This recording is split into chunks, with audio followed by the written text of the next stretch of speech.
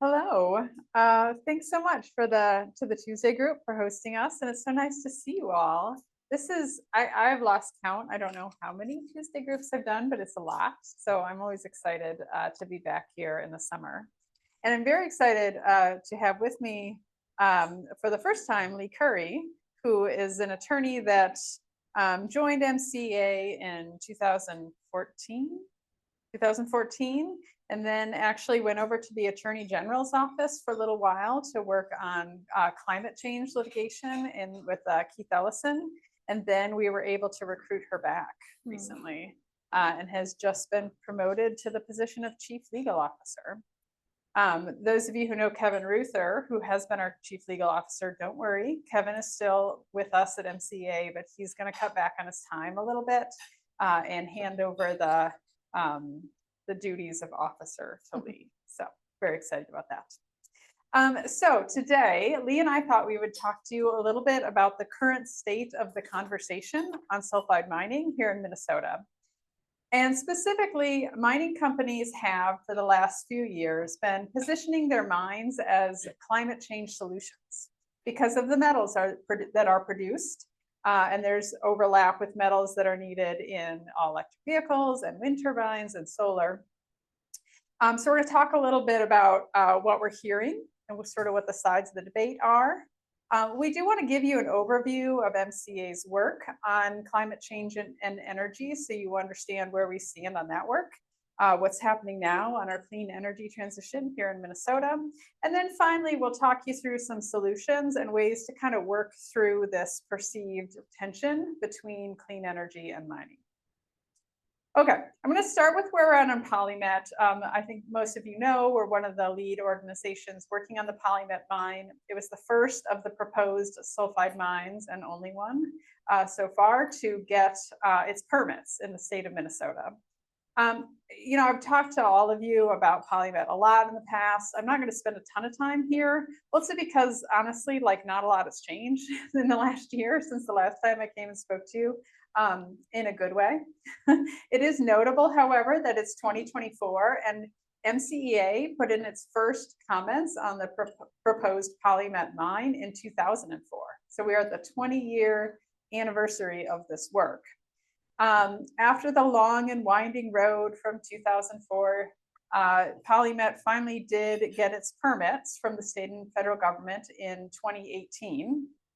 That was 6 years ago, and there is still no mine.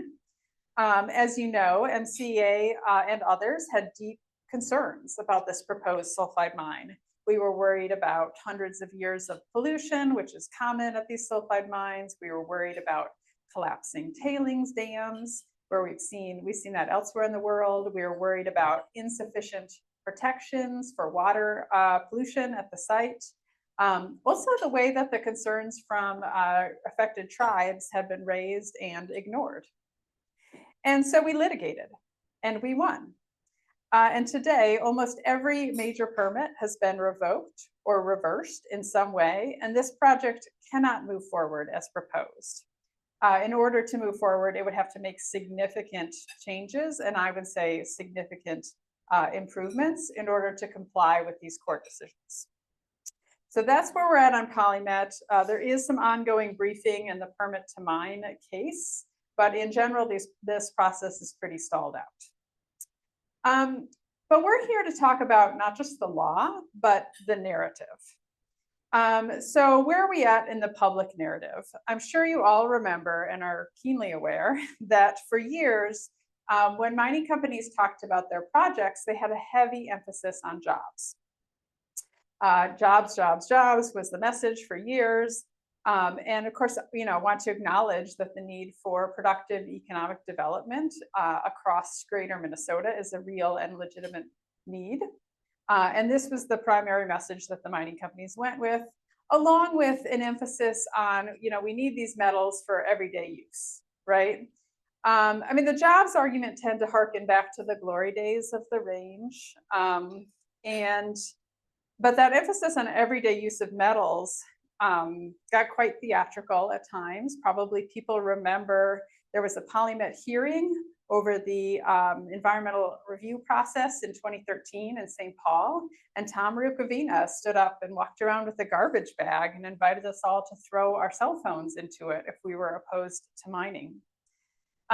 So in recent years, we've actually seen this message fade, at least from the mining companies, not necessarily from some of its spokespeople, but from the companies itself. We've seen this jobs message fade a fair amount.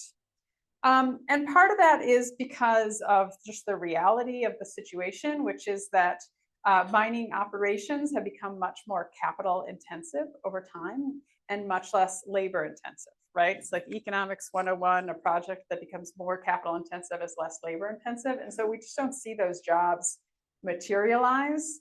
So that's one of the reasons. But we've also seen this shift to emphasize clean energy. And I have a slide about that. La la la. What do I do now? I think that they're not going to be in order. I didn't realize they're using that script.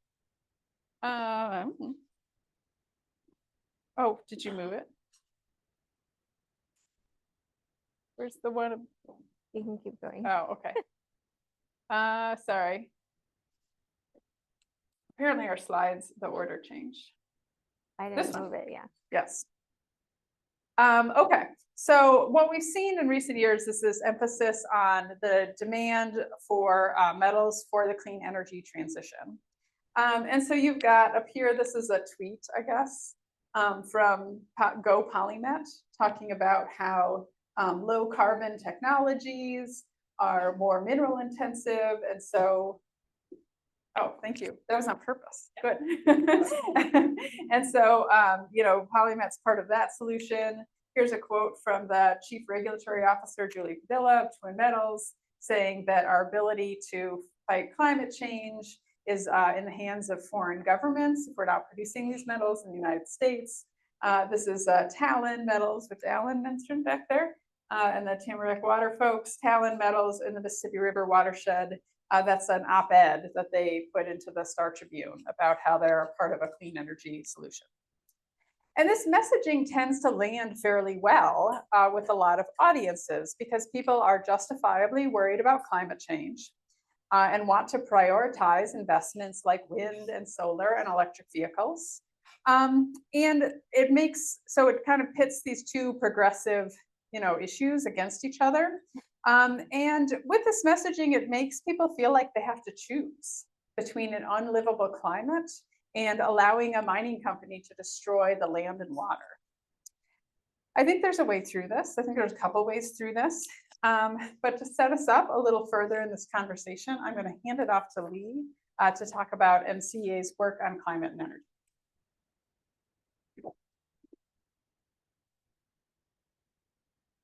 Okay, thanks, Kathryn. So yeah, I'm Leigh Currie, and before I dive into MCEA's work on climate and energy, I just have to share how excited I am to be doing this in Ely. So I'm a kid, as a kid, I grew up going to Camp Widgewagon, going to the Boundary Waters every summer, worked there all through college, moved to Ely after college, met my husband here. We bought our first place on Eagles Nest 2 18 years ago. And then we just traded it in last summer for a place on Everett. And eventually I will be living here in Ely full time and coming to the Tuesday group.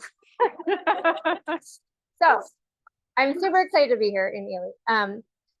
And I do want to talk a little bit, just give you an overview of some of MCEA's climate work. So I know all of you in this room are very familiar with the ecosystem of advocacy organizations that work on mining. So there's Save the Boundary Waters, Friends of the Boundary Waters, Water Legacy. I know I'm missing some, and I'm sorry to those that I missed, but there's a lot. There's a similar ecosystem of advocacy organizations working on climate change. MN 350, Interfaith Power and Light, Center for Energy and Environment, Fresh Energy. Smack dab in the middle of this Venn diagram is MCEA. So you've heard Kathryn talk before Kathryn's been working on PolyMet since she started at MCEA in 2010. Yeah.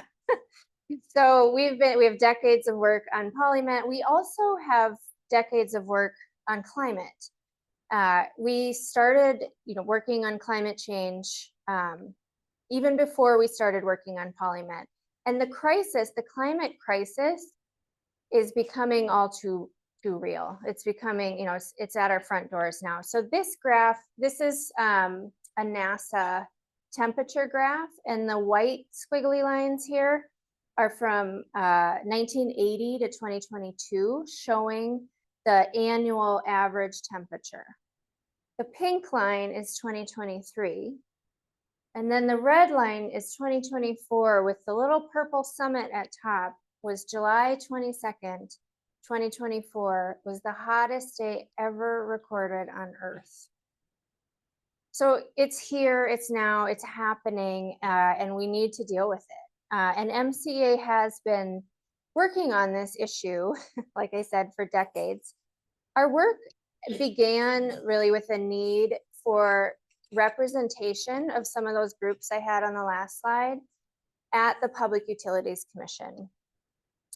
We represented a coalition arguing that utilities, electricity generating utilities, could serve their customers at times more cost effectively by eliminating coal, or at least cutting back on coal, and switching to alternative fuels.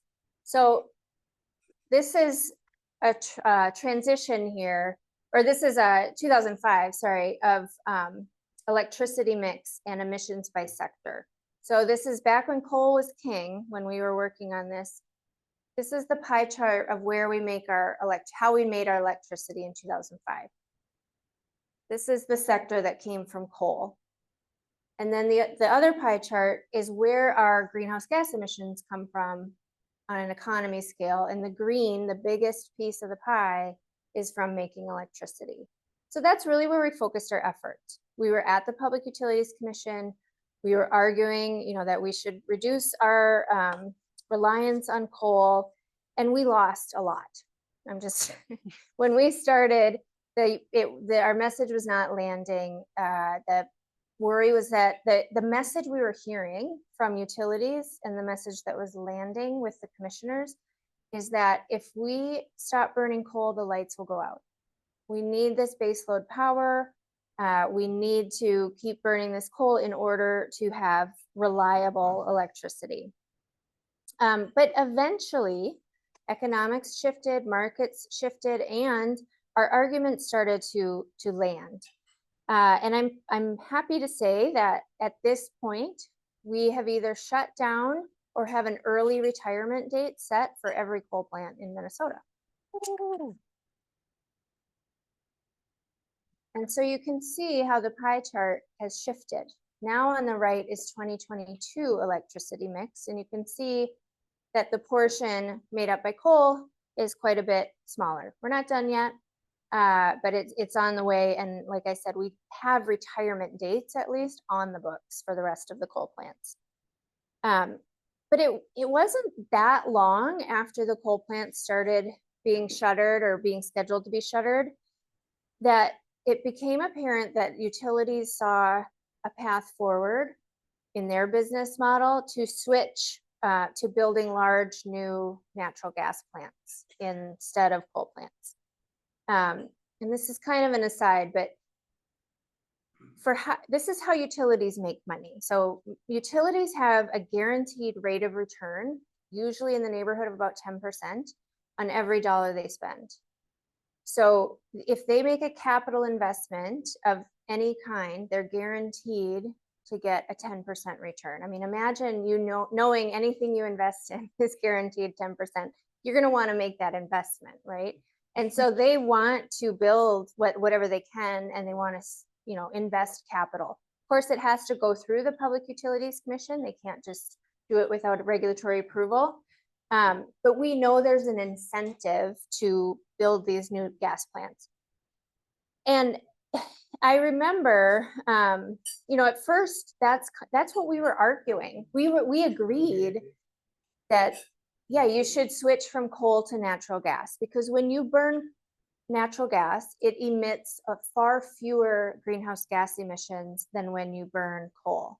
So it is a cleaner burning fuel than coal. And so when I first started in 2014, my first case was arguing that Minnesota Power should have, rather than installing some expensive technology to clean its emissions from burning coal to eliminate mercury, instead it should have considered switching to natural gas. So we were actually pushing for them to burn natural gas. We lost that case at the Court of Appeals, but Boswell now has a retirement date. But then it was about 3 years later, so not very long after that case, the question came up, it was another Minnesota Power case, as to whether we should be supporting a new natural gas plant that they were proposing to build in Superior, Wisconsin. In part, connecting this a little bit, it was to provide power to Polymet Mine. That was going to be one of their customers. But also the narrative we were hearing from Minnesota Power was, if you want us to stop burning coal, you want us to switch to solar and wind, we need natural gas for when the wind isn't blowing and the sun isn't shining. It's a bridge fuel. And we can't just go from no fossil fuels, or from burning coal to no fossil fuels. We need to shift to natural gas. And so we were questioning, well, are they right? Should we oppose this gas plant? But we dug into the facts behind the narrative we were hearing, and a couple things emerged. One is that yes, natural gas burns cleaner, but there's all of these upstream emissions. Natural gas is an industry term that was coined to make it sound clean, but it's actually just methane, which is a greenhouse gas that's 30 times more potent than carbon dioxide. And when you produce and transport natural gas, a lot of that methane leaks. And so when you actually look at the production and transportation of natural gas in connection with burning it, a lot of studies show it's actually worse for the climate than burning coal. So that was one thing we uncovered. The other thing is we hired experts to look at this argument of, well, do we need this gas plant for when the sun isn't shining and the wind isn't blowing? And their reliability reports showed no. We can actually do this with what we have on the system now. We're very hyper connected. We have a grid, a regional grid. So the reliability was actually not an issue. And so we fought that natural gas plant. We decided to go for it. And I'm happy to say it's still on the table, but it's not built yet. So that was 2017, that was 7 years ago. We're still hoping that they see a different path forward. So, through this time, we've shifted from coal, we've shifted from to natural gas. We've continued our advocacy at the legislature, at the Public Utilities Commission, in the courts.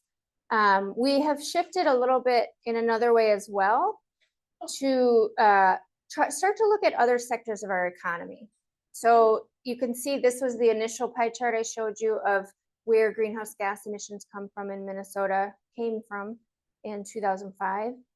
On the right is 2020. So you can see that the portion of the pie that is coming from electricity generation has shrunk. And now the portion that's coming from agriculture and transportation is proportionately larger.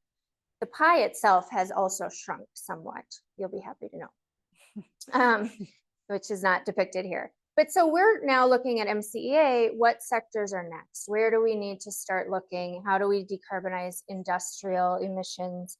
How do we decarbonize buildings, commercial, residential buildings? And figuring out those next pieces of the puzzle is a primary priority for MCEA. And throughout all of this, we keep in mind what we know, the facts we know, and what experts say about the path forward on climate change and on reducing greenhouse gas emissions. The story we hear a lot is clean up electricity and then electrify everything else. There's another story we don't hear as often about reducing consumption, more generally, reducing vehicle miles traveled, for example, rather than just buying an electric car. We think we need to do both. We need to electrify as much as we can and reduce consumption. And we know that cleaning up electricity means continuing to build out solar and wind. And these technologies require precious metals. And we know that electrifying everything we can takes a lot of batteries. And batteries also take precious metals and minerals. And we're being told, as Kathryn started out here, that that's why you need to be pro-mining if you're anti-climate change. We need these metals and we need to mine them if we're going to fix this climate change issue. But one thing we also, or another thing I should say, we also understand at MCEA is that this transition needs to be done in a just and equitable way. That includes making sure that the hardest hit communities are not left behind in the transition. It also means that we're not accepting trade-off environmental harms just because, you know, the mining companies want you to see them as inevitable. We're not sacrificing the global south or marginalized communities in the name of a climate solution. Instead, you know, we see a path or paths really forward where we can create just and equitable climate solutions. So I'm going to turn it back to Kathryn to talk a little bit about that path forward. Thanks, Leigh.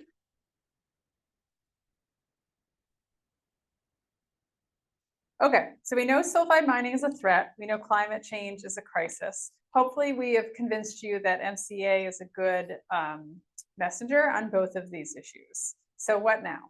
Okay, let's start with how we talk about the problem. So this idea that the mining is going to happen somewhere, mining is inevitable, and we're going to have to pit Minnesotans against other communities and other countries by saying, you know, we have to do it here or we'll do it worse somewhere else, right? You've all heard this argument probably. This is a mining company frame. And having considered it at MCEA, we reject it.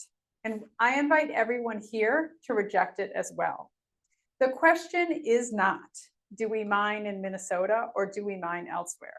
Rest assured, mining companies will do both if they can and more because mining is a profitable business. So let's start with the right question. Oh, I don't have the right question in here, so sad. I'm just going to read it to you. Let's start with the right question. The right question is, how do we find the metals that we need for the clean energy transition in the least damaging way possible? Okay, I'll say that again because it's not on my screen. How do we find the metals that we need for the clean energy transition in the least damaging way possible? How do we do it in a way that protects communities from mining pollution everywhere? Addressing the climate crisis should lift all boats, and it should lift marginalized and lower income communities the most, right? Because they will be the most impacted. And so how do we do it in a way that doesn't sacrifice our clean water, particularly of those communities, anyone's clean water in the process? Okay. Seemed like that just stopped working, didn't it? It says low battery. Wah, wah. Put it in here. Okay.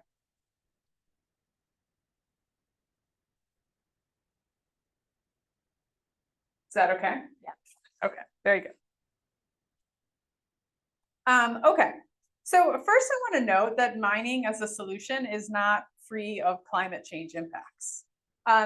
Polymet alone would result in 700,000 tons of greenhouse gases per year. 700,000 tons. That doesn't even account for the loss of wetlands that sequester carbon. That's just the direct and indirect emissions of the mine itself, the production, and the electricity demand. So that's the first thing. But let's talk a little bit about the messaging, because I really want to focus on that.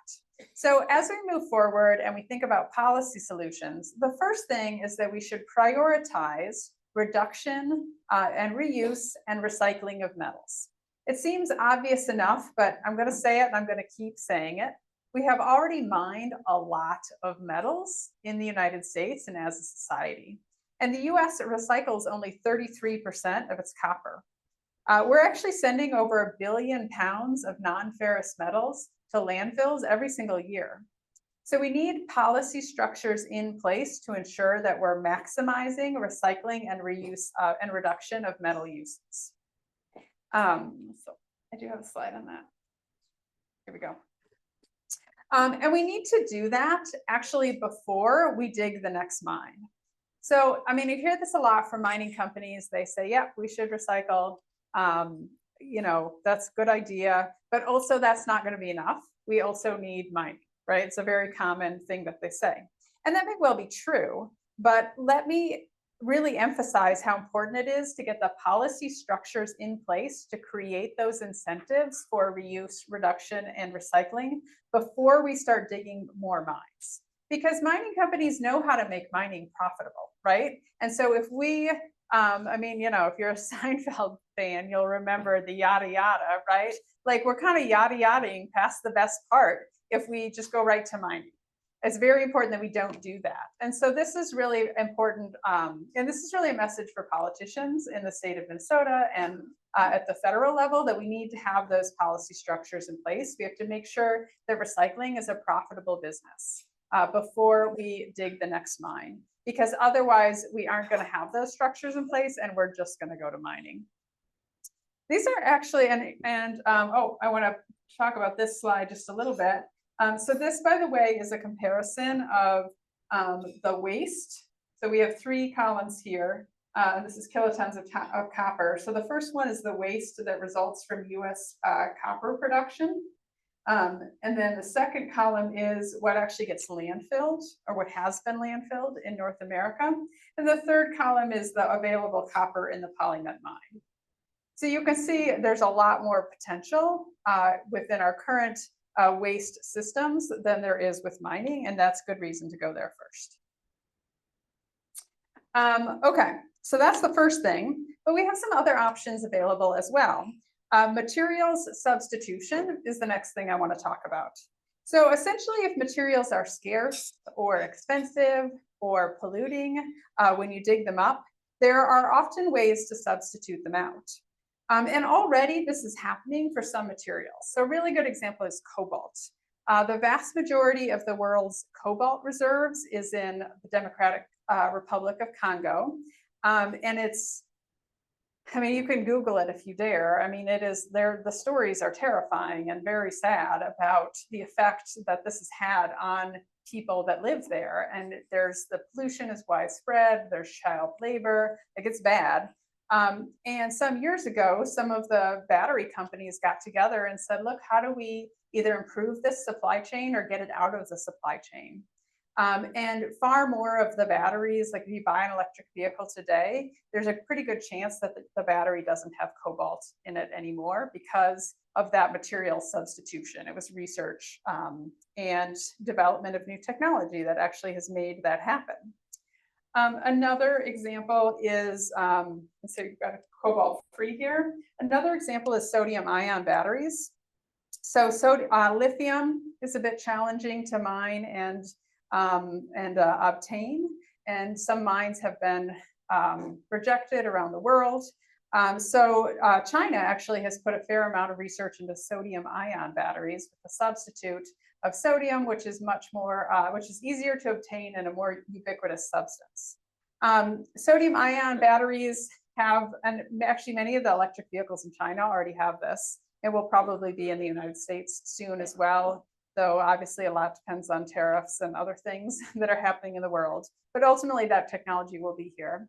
There are benefits and drawbacks to sodium ion batteries as compared to lithium ion. At the moment, they're not as long lasting, so the charge isn't quite as high in terms of the range. However, they are much more resistant to the cold, so they will maintain that battery length life better in cold climates than lithium ion. So, and that technology again is rapidly changing. So, and the U.S. government, well, yeah.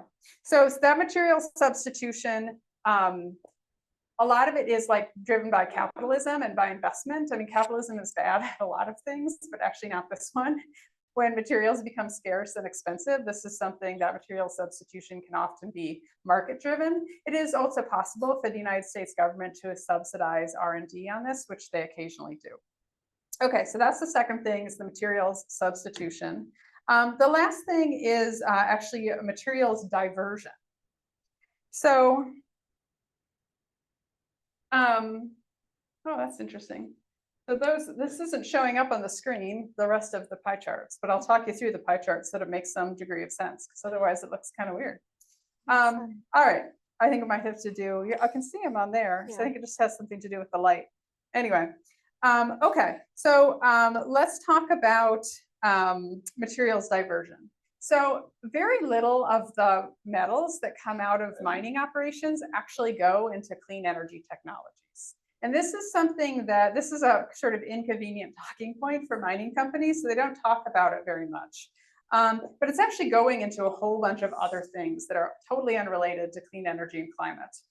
So for here on the left, we see copper. And the vast majority of it, the part you can't see, is buildings. So copper, if the Polymet mine were to go forward, there's a pretty good chance that that copper would go into piping to buildings somewhere, into electrification. It could also go into like a string of Christmas lights, honestly, like stuff like that, those kinds of consumer products. The electric products are a smaller segment, and transportation equipment is a smaller segment as well. So most of the copper is actually going into buildings. Nickel, it's even more striking. Something around 60% of nickel that comes out of mines is actually going into stainless steel. It's going into like appliances and things like that.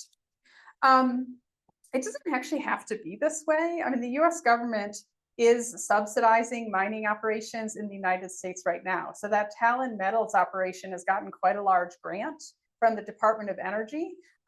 So because the US government has a priority of creating a domestic minerals supply chain. As part of those subsidies, the US government could, for example, mandate that those minerals go into clean energy technologies. Like they could actually divert those. This would not be new on the range at all, right? Everybody knows the story of the need for the Iron Range's materials during World War II and how important that was to the war effort and how the government needed those materials, right? If climate change is truly a crisis, and based on their messaging, many of the mining companies seem to agree that it is, we should be diverting as much of those materials as possible into clean energy technologies. Okay, so once we've looked at those options, it is possible that we will still need to do some mining. Once we've maximized recycling, reduction, reuse, materials substitution, materials diversion. And that's because in order to create a circular economy, you do need a certain amount of materials. And so, for example, we have technology to recycle EV batteries. We even have some factories for recycling EV batteries. At the moment, a lot of those are sort of sitting idle because we don't have enough EV batteries at the end of their life to get that stock. So you need the stock. If we've done all these other steps and we still find we don't have enough materials, we may need to do some mining. If that's the case, it's extremely important that we have the strongest possible standards in place. And Minnesota has some work to do on this. I mean, as the group that has been litigating the Polymet mine for 6 years, we actually have a pretty good sense of where our laws here in Minnesota will not do a good job protecting our water. I'm not going to go into all of our proposed changes. On our website, mncenter.org, you can find a list of 10 things that we're proposing, which isn't really exhaustive either, but it's a pretty good start. But they include better safety for tailings dams to the extent that we have them during their life, or decommissioning them entirely. It includes re-upping permits on a regular basis for review so that we're reviewing whether mining operations are meeting standards. It also includes eliminating the DNR's conflict of interest. Some of you may know that the DNR under Minnesota statute has the dual responsibilities of both promoting mineral extraction and also regulating mining. And so that's a conflict of interest that could be eliminating under Minnesota law. Oh, I'm not quite done, even though it looks like I am. Hold on. There we go. All right. Third and finally, let's talk about ways that the mining industry can do better globally. MCEA last year, a group of us actually went on a trip to Honduras, and it was part of a delegation to learn about mining operations in Honduras and what the impact was. And we wrote a report on that you can find on our website. I really encourage you to take a look at it because it was a very interesting trip. But what we saw was that mining companies were using a lot of the same tactics in other countries that they use here, as far as the way they talk about why people have to accept mining operations and lower their standards. And so really, in a very real way right now, mining companies are pitting Minnesota against Honduras and Minnesota against Guatemala and other places that have proposed mining operations, Serbia, in order to make it seem like, you know, we're going to build here or we're going to build there. And if we do it there, we're going to do it worse. And one of the problems we have is that mining companies tend to operate at the lowest, the bare minimum of the requirements of the jurisdiction in which they operate. And that can be quite low in many cases. And in fact, what we see here and what we also saw in Honduras is that it's common for mining companies to lobby to lower standards even further if they don't want to meet them. People may remember in 2018, there was a change to the Minnesota law that narrowed the ability of people to sue to challenge a permit to mine so that fewer people had the legal ability to do that or standing.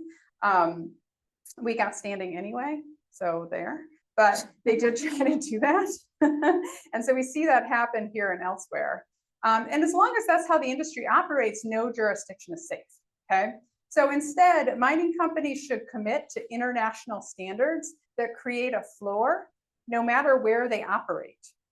So there's a group called the International Responsible Mining Association. This is a really good start, or IRMA, I-R-M-A, really interesting website. These are guidelines that were created actually over 10 years. And there was mining companies, mining investors, there was environmental groups, there were engineers and experts, and they all met for 10 years and they came up with this very robust series of recommendations for best practices. It's actually hundreds of pages. And they all committed to it, which is pretty interesting in our like very polarized world. There aren't a lot of places where something like this has happened. And there are a few mines around the world, a handful of mines that are getting reviewed under these IRMA standards, and then they receive a grade and they can work to improve their grade over time.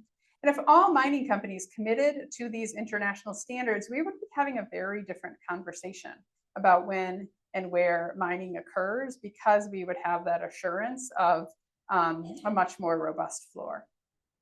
So those are my suggestions on how we think through this perceived tension between climate and clean energy minerals demand and sulfide mining in Minnesota.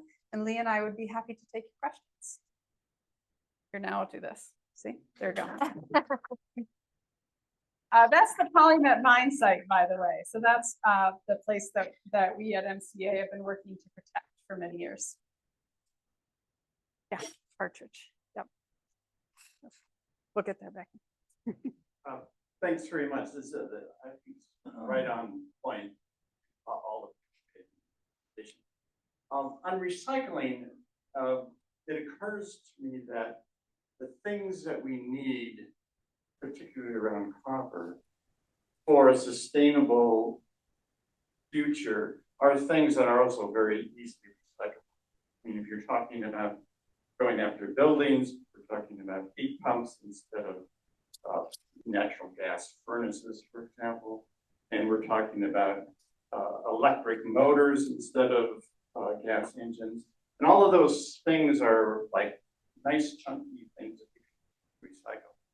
And I was wondering if there was any possibility that we could think about recycling maybe legislation that addresses those big things that are more easily recyclable, say, yeah, you should be recycling that air conditioner compressor that's full of copper, or that air exchanger when you replace it. There it is, you've got it in hand, or that EV motor or large motors.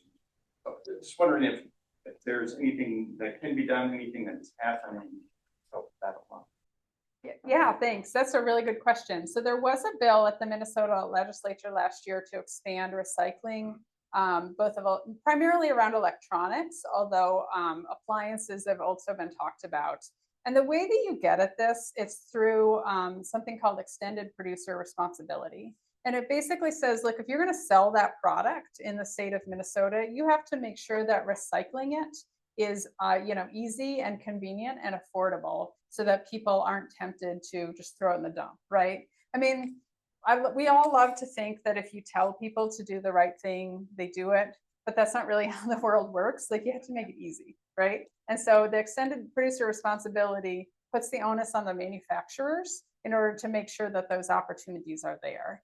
And so that bill did not pass, unfortunately, but I think it has very good prospects for this coming session, and that we will see more of that happen here in Minnesota. And that was actually, I mean, because there are prospects for jobs. There's a group called Repowered in St. Paul that already runs a recycling facility that's everything you bring gets recycled like at their plant, as opposed, I mean, one of the challenges with electronics recycling historically has been it gets shipped off to some other country, and not totally clear what happens there, not clear that it meets labor standards, things like that. So Repowered, keeps it and the jobs and the materials in Minnesota, and that's a really good model. And so they've really been pioneering that, and keep an eye on the bills that they have been pushing, because they're doing a really nice job with that. Thank you, both of you. And Leigh, I can't wait till you move to Ely. I got about 10 years. We have, I have a question about one of your solutions. And I would urge you to reach that solution.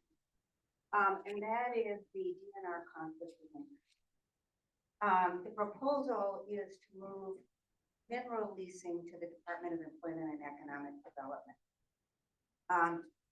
I think that is the worst of all worlds, because then mineral leases would be strictly an economic decision, an employment decision, a business decision.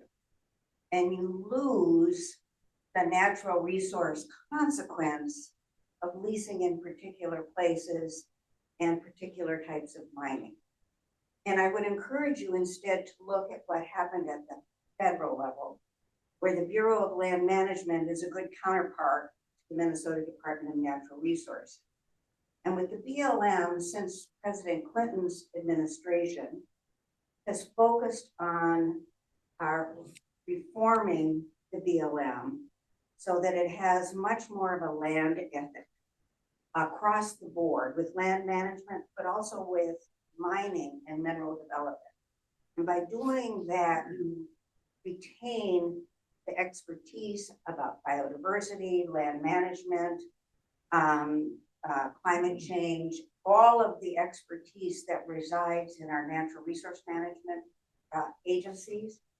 And so rather than yank that from the DNR, I think we should be focusing on forming it, making sure that our governors appoint those commissioners, heads of the DNR, heads of the pollution control agency, that are very committed to the conservation half of the agencies rather than remove it. Yeah, thanks, Becky. So I didn't really dig into that too much. I'm actually totally with you. I also do not love those proposals to take the responsibility for promotion of mineral extraction and put it over to deed. And I do think that's fraught. Like, we don't want or need a Department of Mining promotion. And so the way that I would, this is an interesting proposal. Like, this one way to get at it. I have heard people talk about sort of firewalling it within DNR. I think that could potentially work. I actually would go further and say we should just strip out those statutes that include promotion of mineral extraction entirely, which is, I know, probably very controversial, but that's where I would go. I don't know why we need those. The mining industry is fine. They can promote for themselves. I think they've proven that many times. We don't actually need any portion of the Minnesota state government doing that. And that would, I think, very much promote that land ethic within the DNR that you're talking about. Yeah, thank you. I have a question about reducing consumption. Who do you think is a leading voice giving any sort of guideline to a common person about, self-aware use of these technologies that include these? I noticed when I read The War Below by Early Tiger that there was a total dearth of examining what reduction could look like. And so I'm curious, is there any entity to look to lead that conversation? Your knowledge. It's a really good question. I think it gets a little bit at this slightly fraught issue of, personal responsibility versus systemic change. And so on one hand, I don't want people to think that solving climate change is your job as an individual. I mean, obviously that's not going to work. There definitely has been for years industry narratives that is the case, right? Like, you demand all of these things, it's your fault. And if you would just demand less, and if you would change your habits, we would solve that problem. Well, that's not true. We have to have systemic and policy change. Now, individual and policy change are not totally separate from each other at all. And doing things as an individual does matter. And so I don't want anyone to walk away from this thinking, that I said it doesn't matter. It absolutely matters.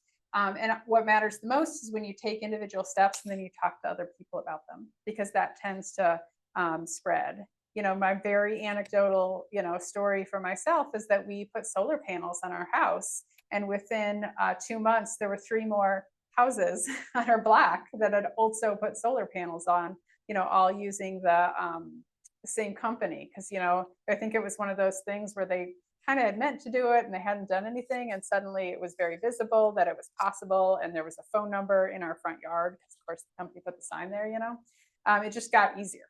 Okay. And so, like, doing stuff and making changes spreads in a good way. It also, changes how people vote and the kind of policies that people push for. And so, like, I do actually think, the media is rife with ideas of individual actions that people take, right? So you can Google, what are the most effective things that you can do, and you will find things that are good things to do. Eat less meat, drive less, have an electric vehicle, take the bus, walk, ride your bike, put solar panels on your house, think about other ways, fly less, right? Because flying long distances is kind of issue. Like, you can totally find those things, and that's cool. But what we at MCEA work on is what are the systemic changes so that we can live our lives on a daily basis on a lower impact level.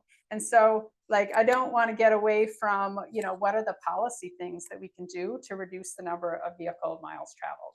Because one thing that's going to virtually guarantee that we need more mines is if we try to replace every single internal combustion vehicle in the United States with an electric vehicle.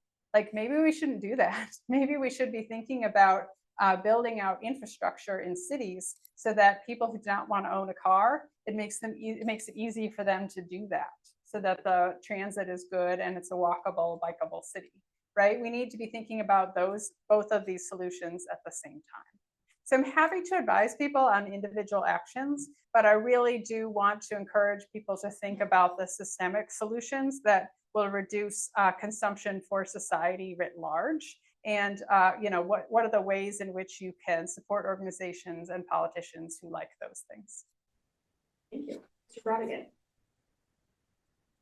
Recently, the DNR approved, they did a very egregious thing, I think, approving the expansion of the lake of tailings above Beaver Bay. Which, if it fails, or I guess when it fails, will inundate a little number of lakes Superior. Are you fighting that? Mm-hmm. Over with? It is not over with. Yes, so thank you. The question was about the tailings basin that was, it was the subject of the famous reserve mining case, 50 years ago. And if Chuck Dayton were here today, he would tell you stories about that and what a tough fight that was.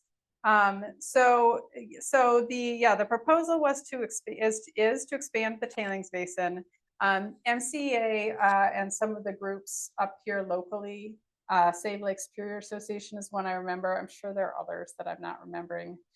We put in some comments and we pressured the DNR to do an environmental impact statement, because the last time they did an environmental impact statement on that site was like 30 years ago. It's a very outdated document. So we said, look, why don't you go ahead and update this if you're going to make this change. Ultimately, what the DNR did was they said, well, we're not going to do that, but we are going to do, they put out like an 80-page document with quite a few like additional safety steps around the dam. And what they approved is a much smaller increase. So I'm not going to call it a win, okay? Because really we need to get those tailings out of there. And we're going to continue to monitor that site and see if there's some other opportunities to actually get it, closed and managed better. But we were able to get them to make some improvements and significantly scale back the expansion proposal. So we're still on that. It's been 50 years. I hope it will not be another 50. Part of the challenge with the taconite mines is when they do start to have problems, they're such big facilities and they tend to be, fairly powerful with the agencies, that it's just a slow process, unfortunately, to influence them to do better. But we do have staff working on that out of our Duluth office. Yeah.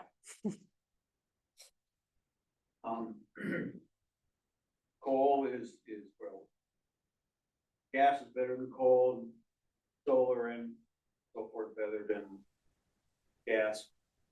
Nuclear, how has your organization looked at nuclear now and compared it to what we learned 50 years ago? Yeah. Yeah, that's a hard question, tough question. Nuclear is carbon free, and we just passed last year the 100% carbon free standard in Minnesota. So by 2040, all the electricity generated in Minnesota should be carbon free. And that's a very deliberate term. That was not clean energy, it was carbon free energy because it includes nuclear. A lot of people are promoting nuclear now as a climate solution. It is still fraught with the waste problem, what to do with all the nuclear waste. And so MCEA has not, I'm looking at my boss, but as far as I know, we have not taken a public position one way or the other. We're promoting as much renewables as we can and eliminating as many greenhouse gas emissions as we can. There's a moratorium right now on any new nuclear plants in Minnesota that we are not, advocating that moratorium go away. So I think we're status quo for now. The one place that's come up, I think, that I'll just mention is there have been questions at the Public Utilities Commission about essentially if as we're scaling back other sources and scaling up renewables, do we close old coal plants or do we close old nuclear plants? And in those situations, MCEA has advocated that we close old coal plants and keep the nuclear alive. I mean, all of the nuclear plants in the United States, except I think maybe one or two new ones in the Southeast, are all, 50 years old or more. Many of them were licensed for a 30 to 40-year life. So it gets more and more expensive. And new nuclear is also pretty expensive.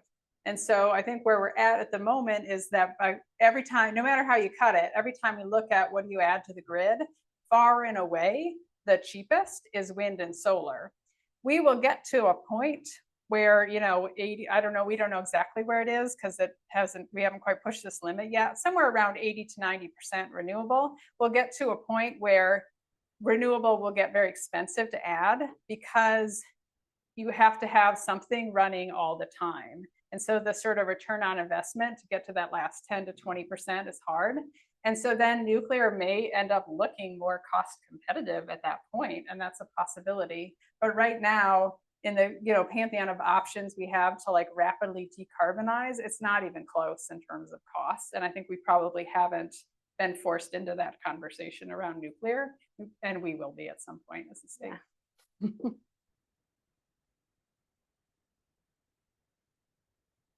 Thank you so much.